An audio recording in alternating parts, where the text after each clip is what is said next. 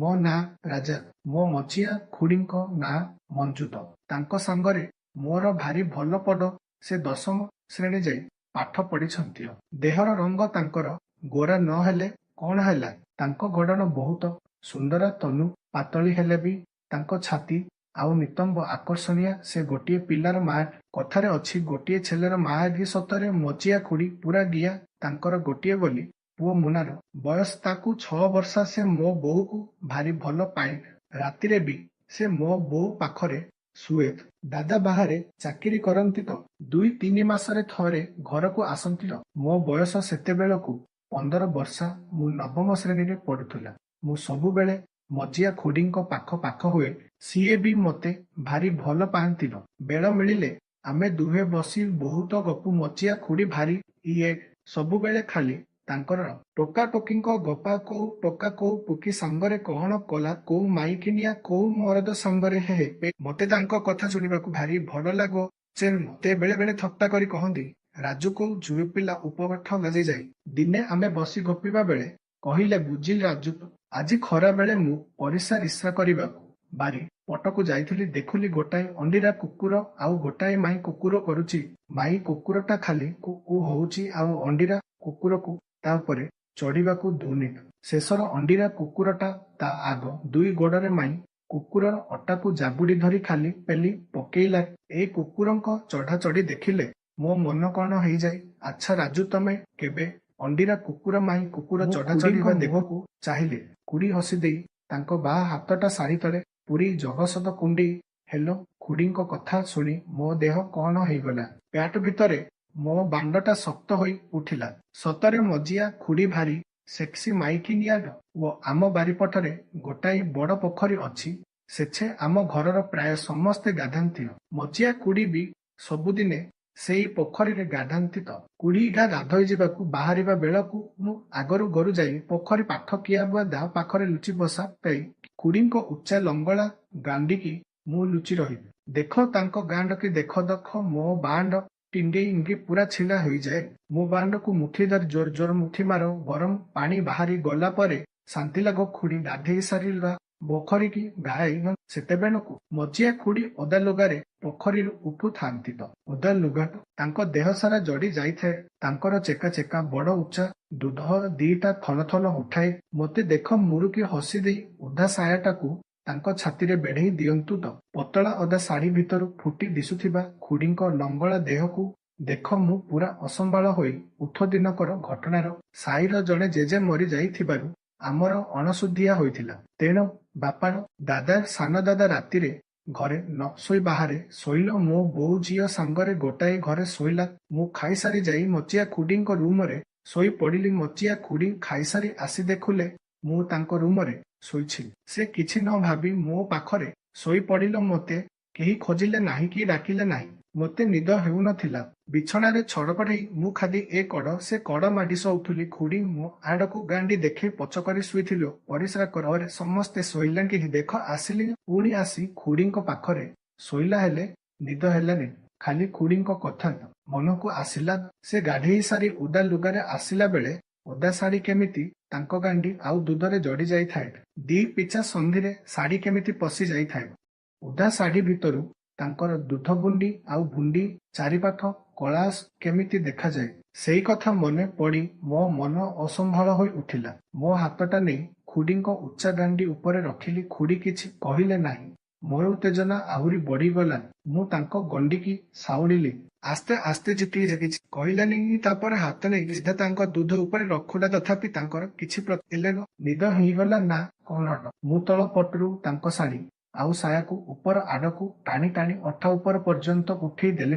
ଖୁଡ଼ୀଙ୍କର କି ଗାଣ୍ଡି! ଖୁଡ଼ୀଙ୍କର ଉଚ୍ଚା ମାଶାଳ ଗାଣ୍ଡି। 2 ଜଙ୍ଘଥାଙ୍କରେ କଳା ବାଳଗୁଡ଼ାକୁ ଦେଖିଲା ପରେ କୁଙ୍କ ବିଆଇଗଲା। ମୁଁ ମୋ ପେଣ୍ଟକୁ ଖସେଇ ଦେଇ ମୋ ବାଣ୍ଡକୁ ବାହାର କରି ଆଣି ବାଣ୍ଡ ଅଗକୁ ନେଇ ଖୁଡ଼ୀଙ୍କ ଗାଣ୍ଡି ତାଙ୍କରେ ଲଗେଇ ଦେଲି। ତାପରେ ଚିପିଲା ଖୁଡ଼ୀଙ୍କ ଦୁଧକୁ ଭଲ କରି ମୁଁ ଯେତେ ଉପରକୁ ଉଠୁଥିଲି ମୋ ବାଣ୍ଡ ତାଙ୍କ ଗାଣ୍ଡିରେ ସେତେ ମାଡ଼ି ହେଉଥିଲା।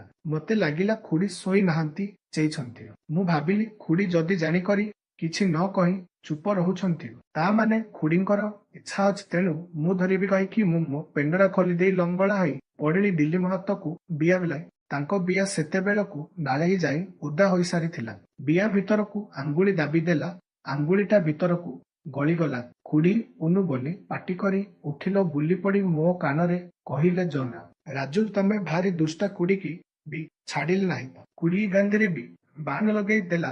ଖୁଡ଼ୀଙ୍କ ମୁହଁରୁ ଏମିତି ଅଭଦ୍ର କଥା ଶୁଣି ମନେ ହେଲା ତାହା ଖୁଡ଼ୀଙ୍କି ମା ହେଇଗଲା। ଆଉ ମୋଟେ ସମ୍ଭାଳି ହଉନି। ଖୁଡ଼ୀ କହିଲେ କାହିଁକିଅ ଆଜି ସକାଳେ ମୁଖି ମାରିନ କିନ? ମୁଁ କହିଲି ମୁଁ ମୁଖି ମାରିବା କଥା ତମେ କେମିତି ଜାଣିଲ? ଖୁଡ଼ୀ କହିଲେ ମୁଁ ସବୁ ଜାଣିଛି ତ। ମୁଁ କିଆବୁଦା ପାଖରେ ଚାରା ବସିବା ବେଳେ ଆଉ ଗାଧେଇବା ବେଳେ ତମେ କିଆବୁଦା ସେପଟେ ଲୁଚି ରହି ମତେ ଦେଖ ମଥି ମାରା ମୁଁ ବଡ଼ ବଡ଼ ଦୁଧ ଦେଖୁଲି ସମ୍ଭାଳି ରହିପାରେନି। ଖୁଡ଼ୀ ଦାଦାଙ୍କୁ ତ ସବୁଦିନେ ଦଉଛ, ମତେ ଥରେ ଦଉନା ଭାରି ଇଚ୍ଛା ହଉଛି। ଖୁଡ଼ୀ କହିଲେ ମୁଁ ତମକୁ ଦବାକୁ ମନା କରୁନି, ହେଲେ ତମେ ଏତେ ଛୋଟ ପିଲାଟା ମତେ ସମ୍ଭାଳିବାକୁ ଥରେ ପରୀକ୍ଷା କରି ଦେଖା। ଚିତ୍କାର କରୁଥିଲେ ଓ ଡଗନି ମରିଗଲି ରେ ଭାରି ଭଲ ଲାଗୁଛି। ଜୋରରେ ଆହୁରି ଜୋରରେ ଗିରମ ଗେହି ଗେହମ ମୋ ବିଆକୁ ଫଟେଇ ଦିଅ ତ। ମୋ ବିଆରୁ ସବୁ ପାଣି ମାରି ଦିଅ।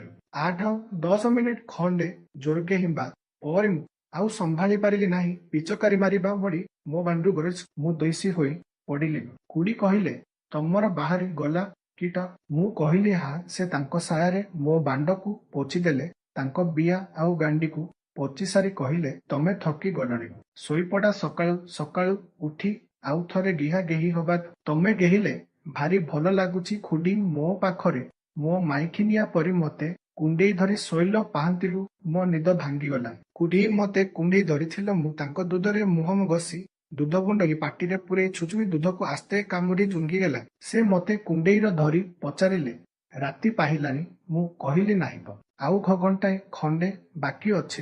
ଖୁଡ଼ୀ ମୋ ବାଣ୍ଡକୁ ମୁଖେ ମୁଖେ ଧରୁ ଧରୁ କହିଲେ ଯାଇ କପାଟ ଖୁଡ଼ୀପିଟା ଭିତରୁ ଦେଇଦିଆ। ସକାଳଠାରୁ କିଏ ରବାର ଖୁଡ଼ୀ ଆସିଲି କୁଣ୍ଡାକୁଣ୍ଡି ହେଇ ଚୁମା ଖାଇଲୁ। ପରସ୍ପର ପାଟିରେ ଜିଭ ପୁରେଇ ଚୁଚୁମିଲା। ମୁଁ ଖୁଡ଼ୀଙ୍କ ଓଠ ଗାଲ ବେକର ଦୁଧ ଓ ଦୁଧ ବୁନ୍ଦିକୁ କାମୁଡ଼ି ଚୁଚୁମି ପକେଇଲା। ଖୁଡ଼ୀ ବି ଉତ୍ତେଜିତ ହୋଇ ମତେ ଚୁମା ଦେଲ।